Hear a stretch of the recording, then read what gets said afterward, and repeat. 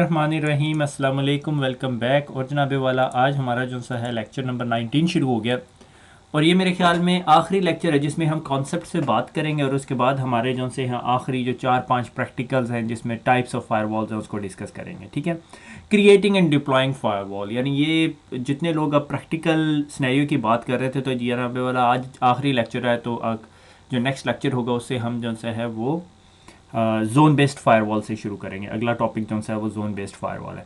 मगर आज का लेक्चर अगर आपने समझा नहीं ना तो फिर आप जोन बेस्ड फायरवॉल की को पढ़ लेंगे, आप बेस्ट फायरवॉल एडमिन बन जाएंगे, मगर आपके पास जो बेसिक नॉलेज होगा जिस फायरवॉल के अंदर जो हम लोग 10-15 साल से काम कर रहे हैं उन लोगों के नॉलेज से फिर आपने कोई कुछ नतीजा अखज़ नहीं किया। ठीक है, तो आज जो सा है ना वो डिटेल इंफॉर्मेशन है कि भाई क्या क्या चीज़ें जो सी हैं इंपॉर्टेंट होती हैं और क्या क्या मिस्टेक्स हो जाती हैं फायरवॉल्स की डिप्लॉयमेंट के अंदर। सो नेटवर्क एड्रेस ट्रांसलेशन के बारे में पढ़ेंगे जो कि हम बहुत दफ़ा पढ़ चुके हैं। ठीक है, उसको एक दफ़ा दोबारा देखेंगे। फायरवॉल की डिज़ाइन कंसिडरेशन देखेंगे। आप कह रहे होंगे डिज़ाइन कंसिडरेशन हम पहले भी देख चुके हैं, अब ये इन डेप्थ डिज़ाइन कंसिडरेशन है, ये सिर्फ फोकस कर रहा है फायरवॉल के एक्सेस कंट्रोल्स को। Last lesson before you go in the battle field यानी ये आजकल मैं गेम खेल रहा हूँ, गेम का नाम है वॉर फेस ना, पता नहीं आप लोग खेल रहे हैं, यानी ये फ्री टू प्ले गेम है। तो इस लाइक अ बैटल फील्ड, तो वो बैटल फील्ड में जाने से पहले आप वो ट्रेनिंग सेशंस कर लेते हैं ना, इंजीनियर हो या स्नाइपर हो या जो भी हो, तो ये उस लेवल की चीज़ है। ठीक है, तो नेट हमें पता है नेट क्या चीज़ है। नेटवर्क एड्रेस ट्रांसलेशन, जब हम आईपी एड्रेस जो अंदर से आईपी एड्रेस बाहर जा रहा है यानी इनसाइड से आउटसाइड जा रहा है, हम उस आईपी एड्रेस को चेंज कर देते हैं। That process is called netting, network address translation.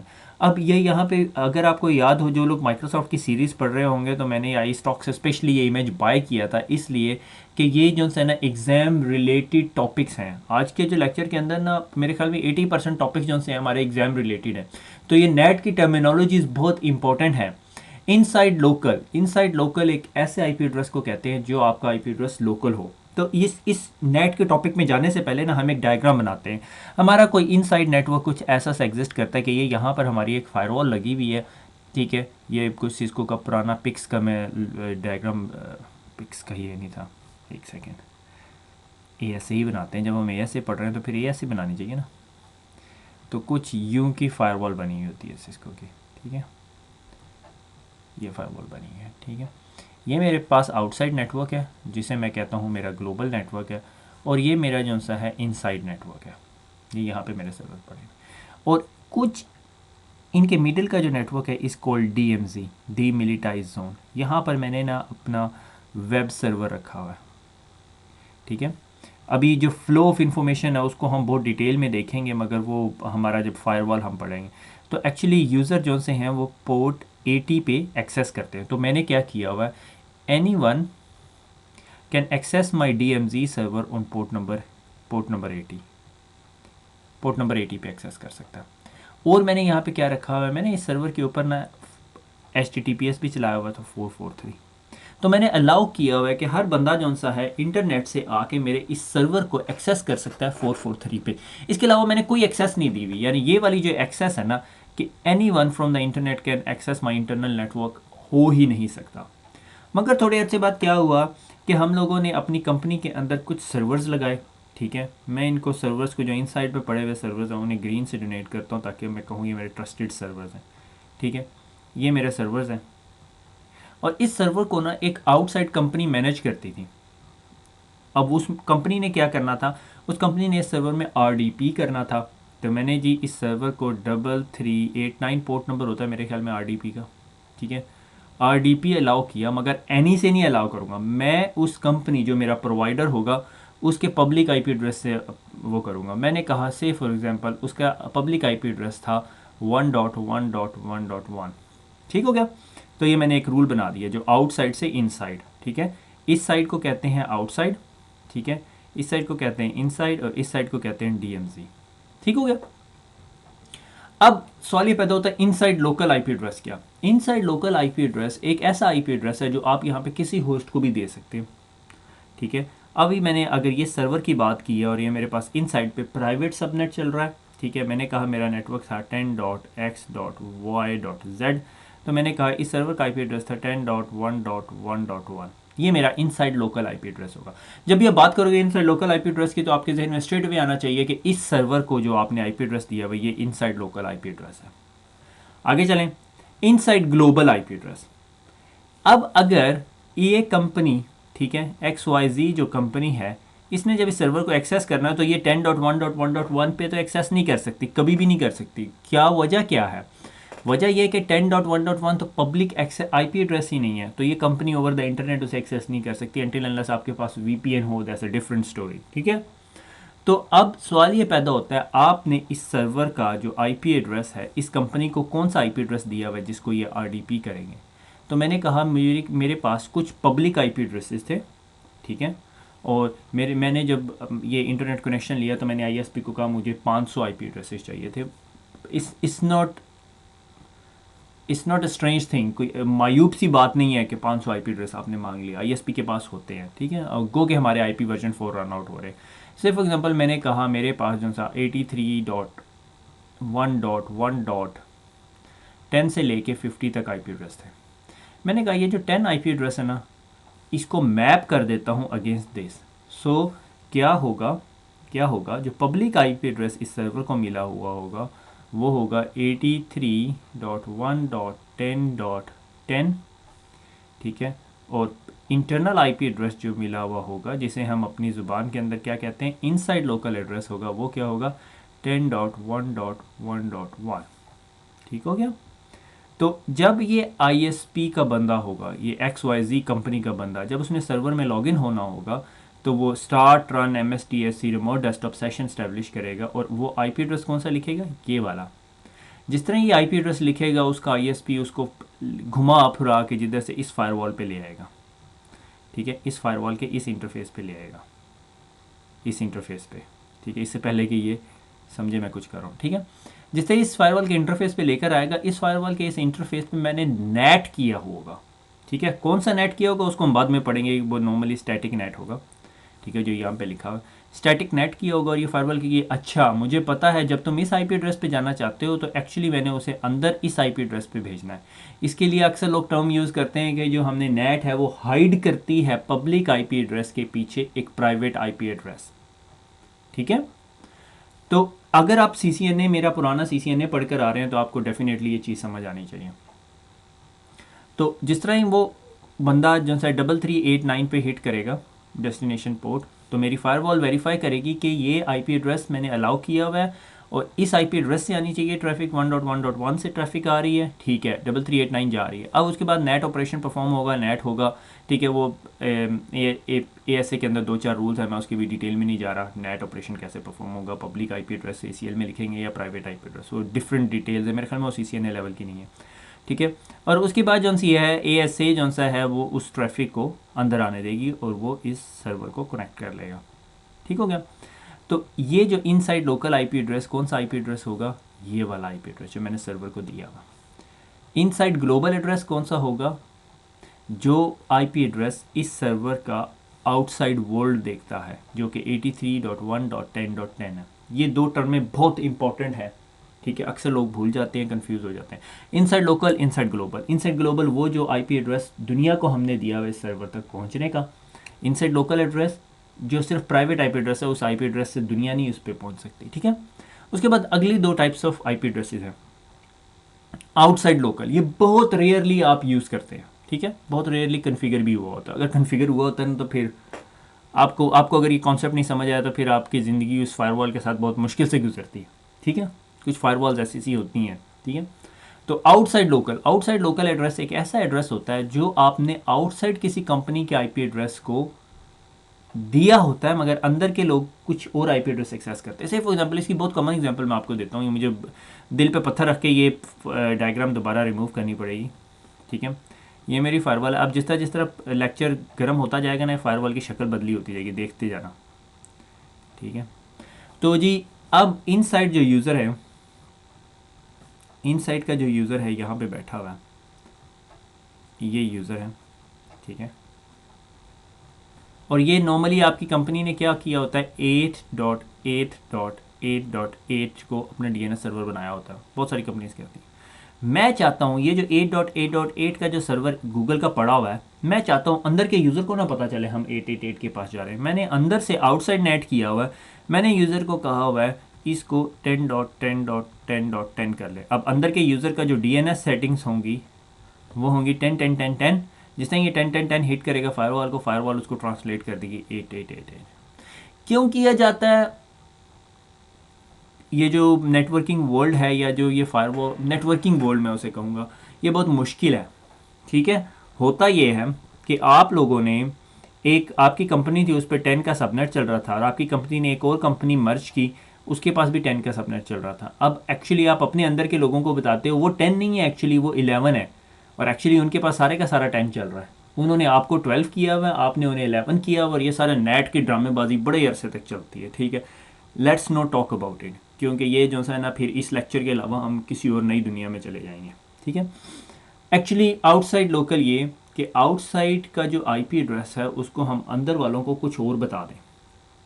ठीक है, उसके बाद आ गया, अब यहाँ अभी आप इतने बच्चे नहीं रह गए, मैं आपको बच्चों वाली एग्जांपल दूँ कि स्कूल का एड्रेस और ये वो हमने सीसीएनए में पढ़ा था। ठीक है, आउटसाइड ग्लोबल। आउटसाइड ग्लोबल क्या, कोई भी सर्वर जिसको हमने ग्लोबल एड्रेस दिया हुआ, that's it, global address, public IP address, global address जिसे पब्लिक आईपी एड्रेस कहते हैं। ठीक है, ये नेट की टर्मिनोलॉजीज हैं, ये आपको बहुत क्लियर होनी चाहिए। आपकी बुक ने ना एक टेबल से बनाया हुआ, उसके अंदर डिस्कस की हुई है। ठीक है, उसके बाद हम आगे चलते हैं। उसके बाद आगे जो चलते हैं वो है static net, 1-to-1 permanent mapping. Net कहाँ पे यूज़ हो रहा होता है मोस्टली, ये कलर चेंज कर दें, ये डल कलर है। ठीक है, ये मेरी दोबारा फायरवॉल, जैसा मैंने आपको कहा था फायरवॉल की शक्ल चेंज होती जाएगी लेक्चर के साथ साथ। ठीक है, होगी। ठीक है, तो ये मेरा आउटसाइड वर्ल्ड है और ये मेरा इनसाइड नेटवर्क है। ठीक है, अब स्टैटिक नेट क्या, कि जब भी कोई 81.3.3.99 को हिट करे तो ये IP address straight away map हो जाए मेरे इस सर्वर की तरफ, that is called static net. अगर मेरे पास 10 सर्वर्स हैं और 10 के 10 सर्वर्स को मैंने एक स्पेसिफिक स्टैटिक आईपी एड्रेस दिया हुआ, that is called static net. कुछ सिनेरियोज में आपको स्टैटिक नेट करना पड़ता है। ठीक है, से फॉर एग्जांपल आपके वेब सर्वर पड़ा हुआ है, यहाँ पे ये DMZ है, यहाँ पे एक वेब सर्वर पड़ा हुआ है, आपने उसको आईपी एड्रेस दिया हुआ 81.3.9.91 मैप होगा। ठीक है, एक और से for example mail exchange server पड़ा हुआ है, कोई और सर्वर पड़ा हुआ है, उसको आपने आईपी एड्रेस दिया हुआ 9.93.1.91। ठीक है, तो ये इस तरह मैपिंग होती है। ठीक हो गया, ये होगी static net, 1-to-1 permanent mapping. ठीक है, ये बाहर से अंदर भी हो सकती है, अंदर से बाहर भी हो सकती है। फॉर एग्जांपल मैंने कहा जब भी ये सर्वर बाहर जाए तो इसको ये वाला आईपी एड्रेस दे दो, स्टैटिक नेट, जो VIP पास नहीं होता वो। डायनेमिक नेट, डायनेमिक नेट ये कि मेरी फायरवॉल के पास एक पूल ऑफ आईपी एड्रेसेस है, से फॉर एग्जांपल 1.1.1.9 से लेके 99 तक। ठीक है, ये रफली 99 आईपी एड्रेसेस बन जाते हैं, या 90 आईपी एड्रेसेस बन जाते हैं। तो जिस तरह कोई बंदा आए उसको इस पूल में से एक आईपी एड्रेस निकाल के दे दो, एक आईपी एड्रेस, एक आईपी एड्रेस। सो अगर काशिफ का पीसी पहली दफ़ा यहाँ से जाता है तो उसे 1.1.1.9 मिलता है, अगले दिन जाता है तो उसे 1.1.1.99 मिल जाता है, 96 मिल जाता है, 94 मिल जाता है। सो स्टैटिकली असाइन नहीं हुआ, that is called dynamic net. और उसके बाद अगला कॉन्सेप्ट आ जाता है डायनेमिक पैट नेट या विद ओवरलोड। ठीक है, ओवरलोड क्या, ये आपके घरों में अक्सर हो रहा होता है कि आपका जो सा ADSL का मॉडेम है कनेक्ट हुआ हुआ है इंटरनेट के साथ, आपके PTCL ने या जो भी आपके पास प्रोवाइडर है उसने आपको आईपी एड्रेस दिया हुआ है 9.9.9.9। ठीक है, और आपके घर में जितने लोग हैं वो जब भी बाहर जाते हैं उनको यही आईपी एड्रेस मिल रहा होता है। ठीक है, मगर उसके साथ आगे पोर्ट नंबर लग जाती है 93, 94, 96, 1000, 65,535 मेरे ख्याल में पोर्ट्स होती हैं। ये यहाँ तक बात समझ आ गई। अब उसके बाद एक और इंटरेस्टिंग टाइप ऑफ नेट है, इस कॉल्ड पॉलिसी नेट या पैट। ठीक है, ये बहुत इंटरेस्टिंग टाइप ऑफ नेट है। इसमें क्या होता है, अगेन मैं अपनी फायरवॉल ही बनाऊंगा। ठीक है, जिसकी शक्ल चेंज हो जाएगी अभी थोड़ी देर में। ठीक है, हो गई। अब मैंने कहा कि जब भी कोई पोर्ट नंबर 23 की ट्रैफिक इनबाउंड आए या आउटबाउंड जाए, ठीक है, तो उसको इस स्पेसिफिक आईपी एड्रेस पे ले आओ। ठीक है, से फॉर एग्जांपल मेरा पब्लिक आईपी एड्रेस था 9.9.9.93। अगर मैं कहूँ 93.23 यानी मैं किसी कभी भी इधर हिट करूँ आके, तो एक्चुअली ये ट्रैफिक है towards this IP address, inside IP address, this is called policy net. अगर 22 की ट्रैफिक है तो इसको इधर हिट करो, ठीक है। पॉलिसी बेस्ड नेट होगी कि अगर कोई स्पेसिफिक आईपी एड्रेस से ट्रैफिक आ रही है उसको इस तरह नेट कर दो, इसको इस तरह घुमा के नेट कर दो, एडजस्टमेंट ऑफ द नेट्स, ठीक है। ये बहुत इंटरेस्टिंग नेट होता है और अक्सर यूज़ हो रहा होता है काफ़ी सारी ऑर्गेनाइजेशंस के अंदर। सही हो गया।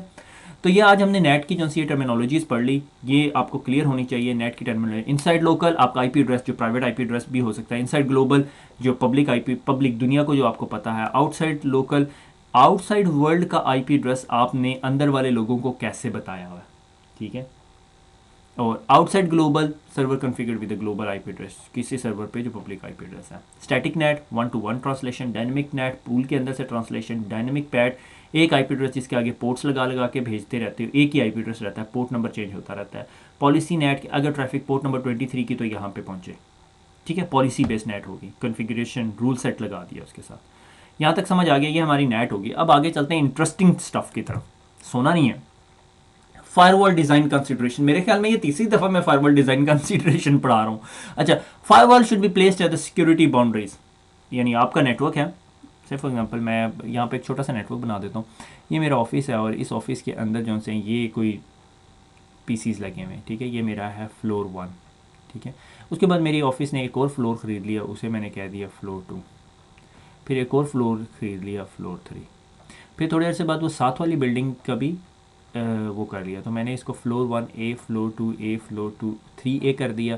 और ये जो साथ वाली बिल्डिंग है उसका भी फ्लोर 1 बी कर दिया और फ्लोर 2 बी कर दिया। इसमें 2 फ्लोर थे, ठीक है। अब ये एक्चुअली मेरे पूरी ऑफिसेज़ हैं, ठीक है।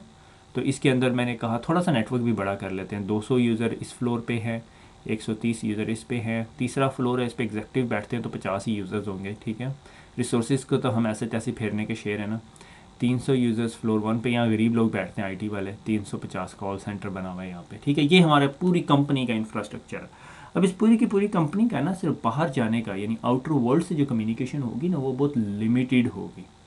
तो इस पूरी कंपनी की जो बाउंड्री बनेगी वो कोई एक लिंक जो एक पाइप आ रहा होगा बड़े आईएसपी से 1 गिग का, या डिपेंडिंग अपॉन आपकी रिक्वायरमेंट, यहाँ पर आपकी वो जो पेरीमीटर जिसे हम फायरवॉल कहते हैं वो लगी हुई होगी, ठीक है। फायरवॉल समझ आ गई।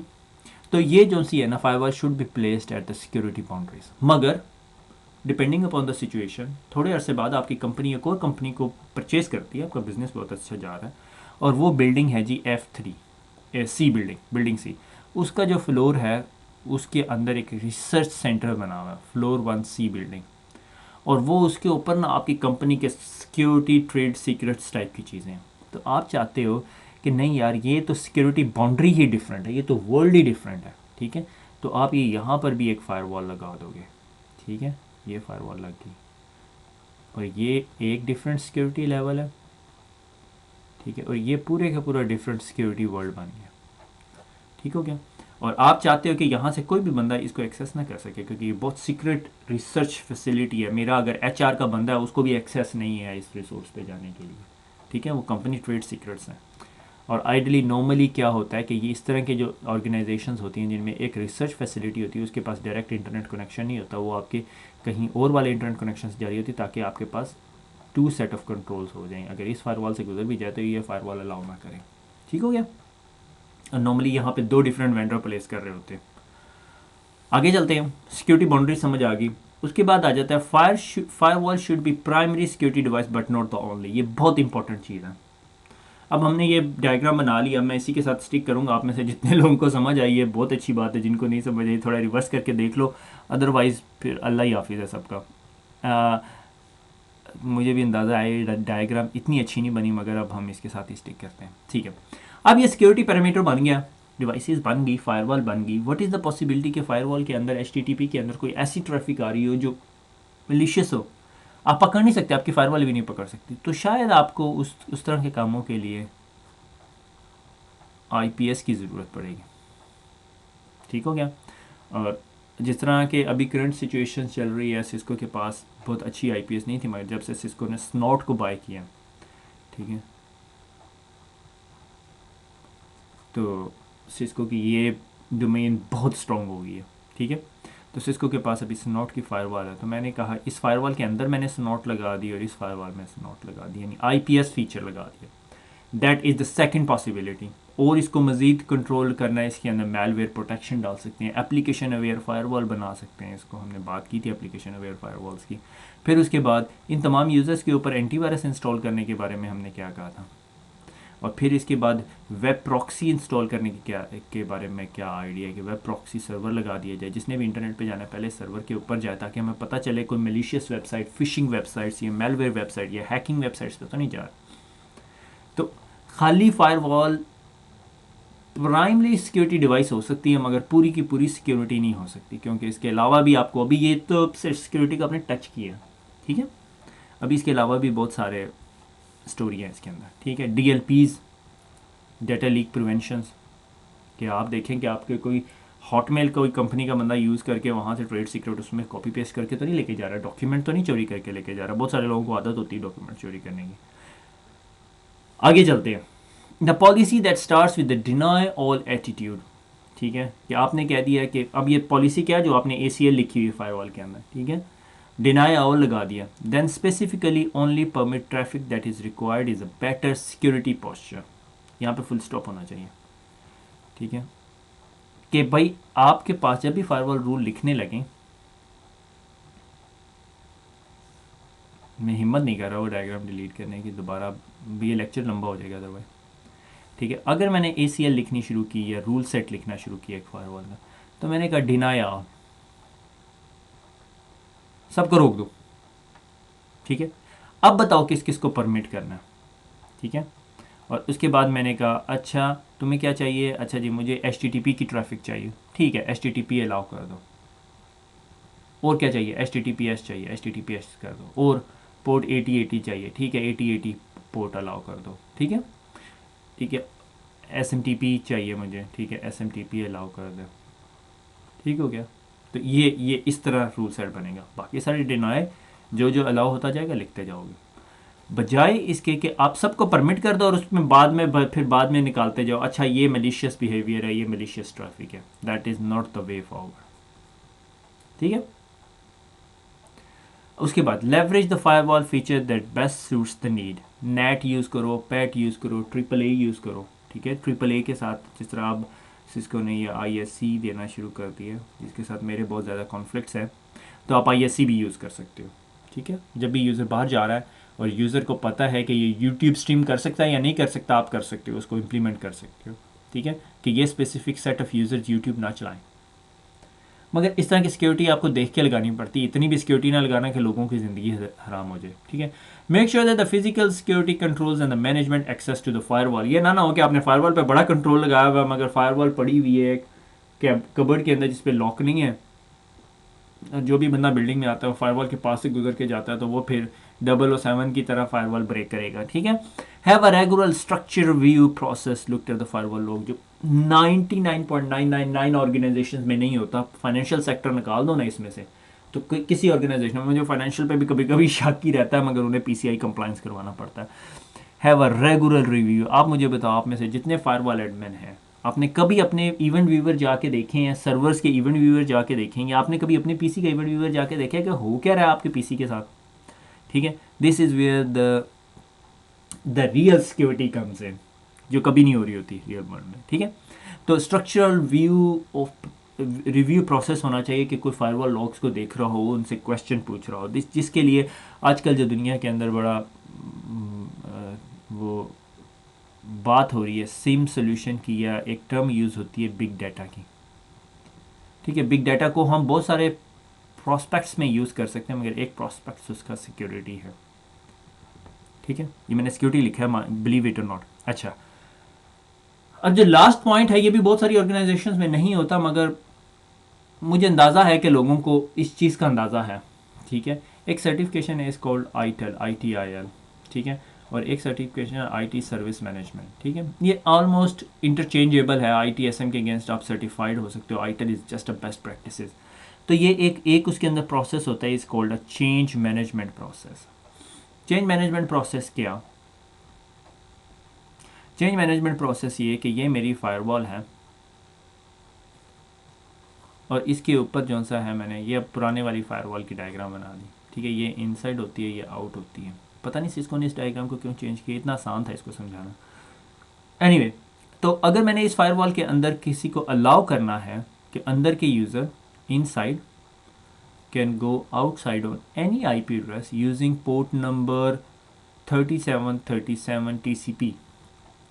क्यों? क्योंकि ये जो सा है कुछ लोग क्लैश ऑफ क्लैंस खेलते हैं, ठीक है। अब मुझे नहीं पता आप में से कितने खेलते हैं, क्लैश ऑफ क्लैंस खेलते हैं, उनको चाहिए। अब गूगल कर लो भाई क्लैश ऑफ क्लैन, वरना आपको लेक्चर नहीं समझ आएगा आगे ठीक है। क्लैश ऑफ क्लैंस खेलने के लिए उन्हें ये पोर्ट चाहिए।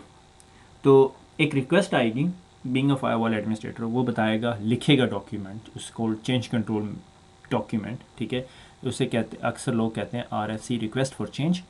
और लिखेंगे कि भाई बहुत सारे लोगों को इंटरनली जो सा कंपनी को क्लैश ऑफ क्लैन खेलनी होती है और उन्हें जो सी ये पोर्ट ओपन चाहिए फायरवॉल के अंदर। इसके कॉन्सिक्वेंसेस क्या हैं? Can this port be misused? अगर इसको रूल को इम्प्लीमेंट करना उसका कोई बिजनेस इम्पैक्ट होगा? अगर बिजनेस इम्पैक्ट होगा, कितना डाउन टाइम होगा किसी यूज़र को नोटिफाई करना है, यानी वो सारी ड्रामेबाजी है। इट्स अ डिफरेंट टॉपिक, ठीक है। तो चेंज कंट्रोल फायरवॉल और नेटवर्क के किसी डिवाइस के अंदर चेंज नहीं हो सकता without you having that document. अब सवाल ये पैदा होता है, ये हम कैसे आइडेंटिफाई करेंगे नेटवर्क में चेंज हुआ या नहीं? Very good question, very good question. इसके लिए बहुत सारे टूल्स हैं।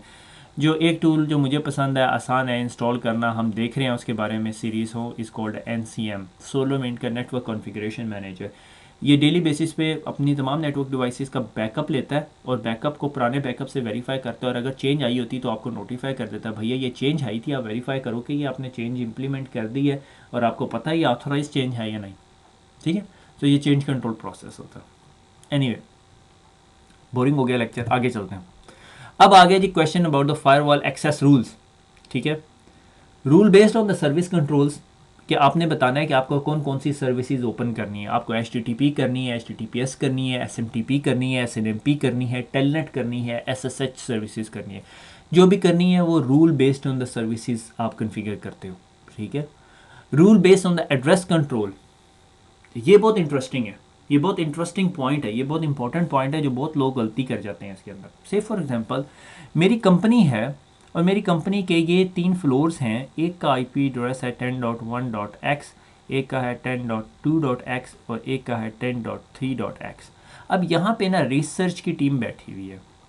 रिसर्च की टीम कहती है कि भैया मुझे ना एक इंटरनेट के एनी IP एड्रेस की तरफ पोर्ट नंबर 4000 से लेके 4010 तक एक्सेस चाहिए, यानी 10 पोर्टें या 11 पोर्टें ओपन करनी है, और ये है भी UDP की। आप रूल लिखते हो, ठीक है। ऑब्जेक्ट ग्रुप आपको पता है, ठीक है। मैंने एक ऑब्जेक्ट ग्रुप बनाया हुआ है, उसको कहा हुआ है इनसाइड, और उसके अंदर मैंने 3 सबनेट डाले हुए हैं, 10.1.x, एक डाला हुआ है 10.2.x, 10.3.x। मैं नया फायरवॉल एडमिन हूँ, मैंने उर्दू IT अकेडमी से CCNA सिक्योरिटी पढ़ ली है, और CCNA सिक्योरिटी के बाद मैंने क्या किया, मैंने जी क्वेश्चन पढ़े और उसके बाद पेपर दिया, एग्ज़ाम पास हो गया, और मैं बड़ा सीना चौड़ा करके फायरवॉल इंजीनियर बन गया, और मैं लिंक्डइन का प्रोफाइल भी अपडेट कर दिया, मैं फायरवॉल एडमिन हूँ। मुझे कॉल आती भाई रिसर्च वालों को ना ये पोर्ट्स ओपन करनी है, रिक्वेस्ट फॉर चेंज, भाड़ में गया, कोई चक्कर कहानी कोई नहीं है। तो मैंने क्या किया, मैंने एक रूल लिखा ICL के अंदर, मैं फायरवॉल के अंदर रूल लिख रहा हूँ, inside to any UDP 4000 to 4010 परमिट। वेरी गुड, रूल रिसर्च काम कर रही है। कोई मसला है इस रूल के अंदर? मसला क्या है मुझे बताओ। ये जब सिर्फ रिसर्च को ये एक्सेस चाहिए थी तो आपने रूल के अंदर इनसाइड क्यों अलाउ किया? पूरे का पूरा इनसाइड का मतलब है इसके भी जा सकते हैं, ये भी जा सकते हैं, ज़रूरत ही नहीं थी आपको, या ये रूल यहाँ पे कुछ इस तरह का होना चाहिए था, ठीक है। मेरे ख्याल में आगे एक पॉइंट होगा 10.1.x। इससे क्या हो गया, ये लोग निकल गए, ये लोग निकल गए। Rule based on address control, address बड़े ध्यान से कंट्रोल करने। अव्वल तो कोई भी रूल जिसमें एनी हो वो मुझे पसंद नहीं है, मगर अनफॉर्चुनेटली मैंने आज तक जितनी फायरवॉल्स पे काम किया है ऐसा हो ही नहीं सकता आप एनी के बगैर गुजारा कर सकें। मगर कोशिश करें एनी में कमी हो, और अगर इनसाइड से भी कमी हो तो वो भी बहुत अच्छा है। लोग क्या करते हैं, बहुत लोगों को ये आदत होती है अपना इनसाइड का एक ऑब्जेक्ट ग्रुप बनाते हैं और हर रूल के अंदर उसको घुसा देते हैं, ठीक है, हालांकि ज़रूरत नहीं होती, ठीक है। जिस तरह इसकी मोस्ट परफेक्ट एग्जांपल दी, रिसर्च वालों को ये पोर्ट्स ओपन चाहिए थी, बाकी जो लोग थे कॉरपोरेट वालों को, एचआर को, फाइनेंस को, डायरेक्टर्स को, एग्जीक्यूटिव्स को ज़रूरत ही नहीं थी, तो आपको डालने की ज़रूरत नहीं है। हाँ, अनटिल अनलेस आपका पूरे का पूरा नेटवर्क इतना फ्लैट आर्किटेक्चर हो कि 10.1.0.0 ही पूरे का पूरा नेटवर्क है, तो फिर आप कुछ नहीं कर सकते, ठीक है। उसके बाद आ जाता है rule based on direction control where the initial traffic comes from, कि ट्रैफिक कहाँ से आएगी, इंटरनेट से आ रही है या अंदर से जा रही है। तो based on those rule set, कि अगर इनसाइड से आ रही है तो इनसाइड से खोलो, आउटसाइड से खोलने की ज़रूरत नहीं है। रिटर्न ट्रैफिक आपकी स्टेटफुल इंस्पेक्शन फायरवॉल्स होती हैं अब जो रिसेंट्स हैं, तो उनमें ज़रूरत नहीं होती। Rule based on user control, कि किन यूज़र्स को एक्सेस है, ये थोड़ा बियॉन्ड द स्कोप टॉपिक चला जाता है, ठीक है, कि किन किन यूज़र्स को एक्सेस होनी चाहिए, ठीक है। मगर उसके लिए आपको एडी इंटीग्रेशन करनी पड़ती है beyond the scope of this whole series. Rule based on the behaviour control, spam और नेक्स यूज़ होते हैं, कि अगर ये बिहेवियर ऐसा हो रहा है तो इसको ब्लॉक कर दिया जाए, ये बॉटनेट का बिहेवियर है, उसके लिए स्पैम फिल्टरिंग या बाकी रूल सेट्स यूज़ होते हैं। वो फायरवॉल नहीं है, उसके लिए एड ऑन आपको यूज़ करना पड़ता है, ठीक है। तो एक्चुअली मेन जो यहाँ पे इधर दो या तीन डायरेक्टिव्स थे, वो ये तीन रूल सेट्स अगर आपको समझ आ गए, आपको रफली फायरवॉल को संभालना आ जाएगा। अब फायरवॉल का रूल डिज़ाइन जब करने लगते हो तो उसके लिए गाइडलाइंस होती हैं, और ये बहुत अच्छी तरह समराइज़ की है, आप मस्ट से इसको ने बहुत अच्छी तरह समराइज़ की है। क्योंकि जब मैं ये कर रहा था तो मेरे जहन में एक बैक ऑफ माई हेड मेरे जहन में एक आइडिया आ रहा था, अच्छा ये होना चाहिए या नहीं, वो आगे अगले पॉइंट में से इसको ने वो डिस्कस किया हुआ था। Use a restrictive approach as opposed to the permissive approach for all the interfaces all direction of traffic. जहाँ से भी करनी है तो मेक श्योर करो कि जितना कम से कम जो वो परमिशंस लगा सको, जितने से कम रेस्ट्रिक्शन अलाउ कर सको उतनी करो। जिस तरह प्रीवियस एग्जांपल में सिर्फ रिसर्च के फ्लोर को हमने अलाउ किया था और किसी को नहीं किया था, मिनिमम रिसर्च। यानी मेरे पास अक्सर जब मैं ये फायरवॉल्स के काम करता होता था तो मेरे पास जब भी कभी रिक्वेस्ट आती थी तो मैं सबसे पहले ये पूछता था क्या ये परमानेंट है, टेम्प्रेरी एक्सेस है। वो कहता था परमानेंट है। अगर टेम्प्रेरी होती तो मैं मेक श्योर करता था कि मेरे चेंज कंट्रोल प्रोसेस में एंट्री आए, ताकि मुझे एक हफ्ते बाद अलर्ट करे कि टेम्प्रेरी कंट्रोल ख़त्म करो, ठीक है। वो मैं अभी आगे डिस्कस करूंगा। दूसरी बात ये कि कोई कहता था एनी ये पोर्ट खोलनी है, मैं उससे पूछता था वो वाइट लिस्ट आईपी एड्रेस क्या है उस कंपनी का। वो तो नहीं हमें पता, हमने तो एनी खोलते थे पुराने वाला एडमिन। मैंने कहा नहीं, मुझे उस कंपनी का कॉन्टैक्ट डिटेल दो। मैंने उस कंपनी से बात की, मैंने कहा भैया आपका आईपी एड्रेस कौन सा है, कहते हम इन 5 आईपी एड्रेसेस से आएंगे। मैं वो 5 आईपी एड्रेसेस खोल दिया। फॉर एग्जाम्पल एक बड़ी इंटरेस्टिंग एग्जाम्पल ये कि एप्पल जौन सा है, एप्पल आईफोन्स आपके पास कंपनी में बहुत सारे लोगों के पास है, उन्होंने एप्पल अपडेट करनी होती, घर का उनका इंटरनेट चलता नहीं, कंपनी के आईपी एड्रेस से करनी होती, जिसमें BYOD के कॉन्सेप्ट्स आते हैं। एनीवे तो अब आपने एप्पल के इंटरफेसेस खोलने, वो लोग कहते थे हाँ एप्पल के लिए ये 7040 7050 ये पोर्टें खोल दो। तो मैं उनसे कहता होता था भाई यूँ नहीं खुलता एप्पल, ठीक है। एप्पल की वेबसाइट पर जाते थे तो उसका 17 डॉट समथिंग के सबनेट्स हैं एप्पल के, 17.xyz के, तो वो सबनेट सिर्फ खोल देना तो आपके एप्पल की अपडेट चलेगी। वो एनी के बजाय इसके क्या पूरी दुनिया के लिए खोल दे, सिर्फ आप उन स्पेसिफिक आईपी एड्रेसेस के लिए खोलें, ठीक हो गया। उसके बाद उसकी वजह क्या होती है, उसकी वजह में अगर हम गए तो बहुत देर हो जाएगी, मगर मैं कोशिश करता हूँ ज़रा क्विकली समराइज़ करूँ। आपके पास ये फायरवॉल लगी हुई थी, उसी तरह दोबारा फायरवॉल की तस्वीर, ठीक है। और ये यहाँ पे मेरा एक पीसी पड़ा हुआ है, और ये मेरा आउटसाइड है, और ये मेरे एप्पल के सर्वर्स पड़े हुए हैं। वेरी गुड, किधर आ गया, अच्छा ये हमारे एप्पल के सर्वर्स हैं, ठीक है। ये अब 17.x के सबनेट पे थे, मगर मुझे पता नहीं था, तो मैंने क्या किया, UDP की 4000 से लेके 5000 तक पोर्ट ओपन कर दी एनी के लिए। कोई मसला कोई नहीं, एप्पल चलेगा, कोई मसला नहीं है। जितने लोगों के पास एप्पल है सबके पास चलेगा। ये मेरे पास एप्पल है, ये मेरे पास टैबलेट भी होगी, ये माने या ना माने ये आईफोन है और ये टैबलेट है, ठीक है। मुझे नहीं पता आईफोन 6 के कितने विक्टिम्स हैं यहाँ पे, ठीक हो गया। ये आपके फायरवॉल्स पे लगे हुए। अब हुआ क्या, ये जो साइंटिस्ट था ना, ये जो कंप्यूटर पे बैठा हुआ था, ये बड़ा जो सा रफ किस्म का सर्फर था, इसने ना अपने पास एक मेलवेयर डाउनलोड कर लिया। ये मेलवेयर डाउनलोड हो गया। अब इस मेलवेयर सबसे पहले पता क्या करेगा, मेलवेयर का ना ये यहाँ पर कमांड एंड कंट्रोल सेंटर होगा, CC, कुछ लोग इसे ना C2 के तौर पे लिखते हैं। ये ना एक छोटा सा पैकेट बनाएगा और भेजेगा पोर्ट के ऊपर, फायरवॉल ब्लॉक कर देगी, ठीक है। से फॉर एग्जांपल UDP 9000 के ऊपर भेजा उसने, ब्लॉक हो गया। फिर वो करेगा 7000 के ऊपर, ब्लॉक हो गया। 6000 के ऊपर ब्लॉक हो गया। 5000 के ऊपर क्या होगा, अलाउ हो जाएगा और वो अपने कमांड एंड कंट्रोल सेंटर्स को बता देगा कि मैं पहुंच गया हूं और मैं अभी इस कंपनी की यूडीपी की 5000 पोर्ट यूज़ कर लिए। उसके बाद depending upon the behaviour of malware वो सो जाएगा। अब आपका एंटीवायरस नहीं पकड़ सकता, अपने आप को इनक्रिप्ट करके ना सो गया, इंक्रिप्शन की कहीं रजिस्ट्री में उसने घुसा दी और सो गया। थोड़े दिनों बाद जब वो टाइमर दोबारा होगा फिर दोबारा उठेगा। अब उसे पता है 5000, पहले वो 5000 पे कम्युनिकेट करेगा, फिर अगली दफ़ा क्या करेगा, अब 5000 कर लिया, 4999 पे ट्राई करेगा। वो भी पोर्ट खुली हुई होगी क्योंकि इधर का जो साइंटिस्ट जो नेटवर्क फायरवॉल एडमिन था उसने क्या किया था, 4000 टू 5000 टू एनी पोर्ट के साथ खोल दिया था। ठीक है, एनी, मैं ये नहीं कह रहा कि बुरा है, कुछ सिचुएशंस में आप इसको अवॉइड नहीं कर सकते, मगर कुछ सिचुएशंस में आप अवॉइड कर सकते हो। इस सिचुएशन में, एप्पल वाली सिचुएशन में, वो आप अवॉइड कर सकते थे। जब कोई मुझे कहता है ना 50 पोर्टें खोलने के लिए, तो पहले मैं उसे घूरता हूँ, फिर कोशिश करता हूँ कि उससे जान छुड़ा लूँ, फिर भी वो ज़िद करता है तो फिर खोलनी पड़ती हैं। ठीक है, वो डिपेंड करता है कहाँ से रिक्वेस्ट आ रही है, मगर साथ साथ आपने अवेयरनेस क्रिएट करनी। 4999 वो अब नोट कर लेगा जी, ये अब अनवांटेड, वरना ये मेलवेयर कभी बात ही नहीं कर सकता था बाहर, मगर आपके इस लाउजी रूल की वजह से वो मेलवेयर अब तमाम कमांड एंड कंट्रोल को बताएगा ये 4000 से 5000 तक पोर्टें सारी की सारी खुली हुई हैं, यानी 1000 पोर्ट्स जो से हैं हम यूज़ कर सकते हैं। ठीक हो गया? अगर ये कॉन्सेप्ट नहीं समझ आया तो परेशान ना हो।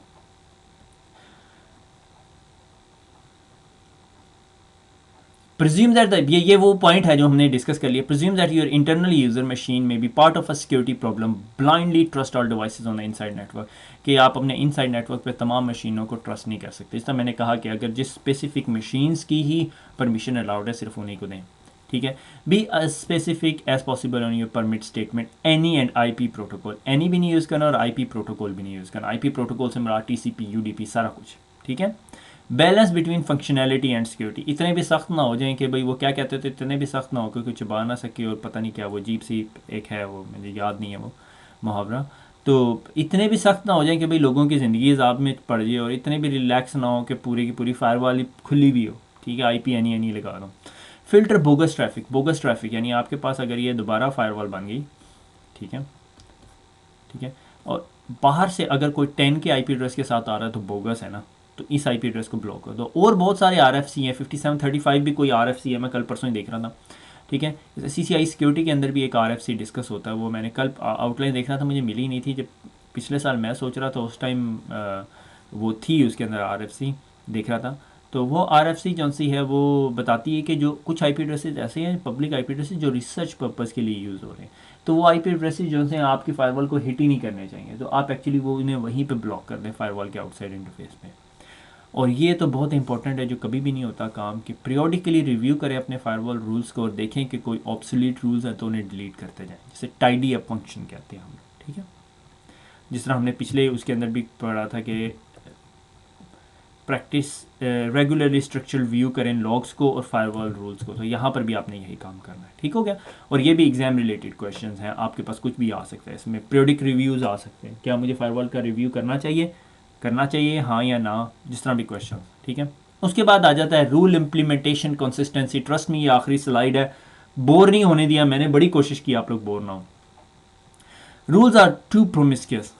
ठीक है, एप्लीकेशन टेस्टिंग एनी, आप एप्लीकेशन टेस्टिंग कर रहे हैं, ठीक है, हमने जी एक अंदर एप्लीकेशन बनाई है और ये जो आपका वेब डेवलपर है, ठीक है, और ये आपकी फायरवॉल पड़ी हुई है और उसने जो सा है ये रूल बनाया और ये इंटरनेट पे जा रही है, यहाँ पे उसका सर्वर पड़ा हुआ, आपने इधर से बाहर की तरफ एनी के रूल खोल दिए ताकि इसकी एप्लीकेशन चल जाए, मेरा मगज़ ना खाए। ठीक है, और उसके बाद आप भूल गए हैं और आपको आखिर में पता चला ये रूल ही खुला हुआ, और उसके बाद आपने जितनी चीज़ें पहले ब्लॉक की हुई थी ये सारे काम वो कर रहा होगा। ठीक है, ट्रस्ट में आपको लोग बड़े इजीली ट्रिक करेंगे, मगर इसका ये मकसद नहीं है आप लोगों की ज़िंदगी आप बनाएं, you are there to help them and protect them, trust me. ठीक है, redundant rules, 1000 line ACL with object groups पड़े हुए हैं। रिडेंडेंट रूल आपको पता ही नहीं है कौन से पुराने रूल्स पड़े हुए, आपने उन्हें डिलीट ही नहीं किया। ठीक है, अनयूज रूल पड़े हुए, डिलीट नहीं किया। मैं जगह गया काम करने, वहाँ टेम्प एक्टिव डायरेक्टरी के नाम पे रूल बने हुए थे और टेम्प AD ने जो है पूरी दुनिया की तरफ खुली हुई थी। ठीक है, फिर कहते हैं कंपनी कंप्रोमाइज़ होगी, तो इस तरह की हरकतों से होती है। ठीक है, शेडोड रूल्स, रूल जो से इनकरेक्ट ऑर्डर में है कि आपने जो सा है ऊपर परमिट की स्टेटमेंट लगाई हुई है और नीचे जो सी ये डिनाई लगाई हुई है, फिर उसके बाद डिनाई डिनाई डिनाई। आप एज्यूम कर रहे हो कि डिनाई होगी स्टैटिक ट्रैफिक, मगर ऊपर से आपने परमिट की हुई है तो वो ACL हमेशा सिक्वेंशली चलती है। तो सबसे पहले आपको ऊपर जो से हैं छोटे रूल्स खोलने चाहिए, नीचे जाके बड़े रूल खोलें, ठीक है, बेशक यहाँ पे डिनाई लगा के। सही हो गया। Orphan rules, orphan rule are sort of ऐसे रूल जो पड़े हुए हैं ऑर्गेनाइजेशन में, एप्लीकेशंस गुजर चुकी हैं, बंदे जा चुके हैं और आपको कोई नहीं। कभी भी ऐसा नहीं होता, किसी कंपनी के प्रोसेस में ऐसा नहीं होता कि एक बंदा जो सा है, ये वेब डेवलपर है, ये अब टेस्टिंग कर रहे थे कि एप्लीकेशन की, इसको फायर कर दिया। क्यों फायर किया? ये जो कंपनी की तरफ साथ बैठ के कोड बना रहा था, इसने कोड वो अपने ज़ाती इस्तेमाल में ले आया। ऐसा करते होते हैं साइंटिस्ट बड़े हैं, ठीक है। तो अपने ज़ाती इस्तेमाल में ले आया, कंपनी को पता चल गया और कंपनी ने उसे फायर कर दिया, ठीक है। अब ये चला गया, आपको HR कभी भी नोटिफाई नहीं करेगी। अब आप इसने इसके लिए जो एनी का रूल खोला हुआ था वो ऑर्फन रूल हो गया, वो यूज़ नहीं हो रहा होगा। मगर आइडली अगर आप अपनी फायरवॉल का वीक, क्वार्टरली, मंथ, एनुअली जो है ऑडिट करेंगे तो आपको पता चलेगा ये रूल हिट हुए काफ़ी अर्सा हो गया, ठीक है। Incorrectly plan rules, rule properly plan नहीं किए गए। नॉन IT गाइज ने आपको बताया कि हम लोगों ने एक एप्लीकेशन बाय की और वो एप्लीकेशन चाहती है कि ये यूं हमने ओपन करना है, और वो एक्चुअली इन्फॉर्मेशन नहीं होती। तो इसके लिए मेरी रिकमेंडेशन हमेशा ये होती है कि आप टेकी हैं और दूसरी कंपनी के टेकी के साथ डायरेक्ट बात कर लें, बीच में से बिज़नेस के बंदे को निकाल दें, ठीक है। नॉर्मली बिज़नेस के बंदे भी समझ जाते हैं, या प्रोजेक्ट मैनेजमेंट, अगर आप किसी प्रोजेक्ट मैनेजर के साथ बात कर रहे हैं तो वो स्ट्रेट अवे समझ आएगा, वो आप दोनों को खुद डायरेक्ट कर देगा। इनकरेक्टली इम्प्लीमेंटेड रूल, ये आपकी गलती है, ये आपसे CCNA सिक्योरिटी की सर्टिफिकेशन ले लेनी चाहिए अगर आप यूँ करेंगे, ठीक है। आपने कहीं गलत कर दिया, अक्सर होता है, ठीक है। मैंने एक जगह जो सा है मुझे अच्छी तरह याद है, एक बहुत इंपॉर्टेंट रूल लगाना था और उसको ब्लॉक करना था, उसको मैंने ACL के टॉप पे रख के ना अलाउ कर दिया। एक हफ्ते बाद मैं दोबारा फायरवॉल का रूल देख रहा तो वो मैंने देखा परमिट हुआ था वो रूल, वो टॉप पे रखा हुआ था वो रूल, और वो काफ़ी खुला रूल था। तो इस तरह की गलतियाँ नहीं करनी, ठीक हो गया। खुश रहें। रिवाइज आज हम कुछ नहीं कर सकते क्योंकि हमने नेट देखे, ठीक है, नेट इनसाइड लोकल और आउटसाइड लोकल और इनसाइड ग्लोबल और आउटसाइड ग्लोबल एड्रेसेस देखे, और फिर net, static net, dynamic net, PAT और पॉलिसी नेट देखा। फिर उसके बाद हमने फायरवॉल रिकमेंडेशन देखी, उसके बाद हमने फायरवॉल की बहुत सारी डायग्राम्स बनाई और हमने देखा कि उसकी बेस्ट प्रैक्टिसेस क्या हैं। तो नेक्स्ट लेक्चर में मुलाकात होगी। खुश रहें, दुआ में याद रखें। अल्लाह हाफिज़।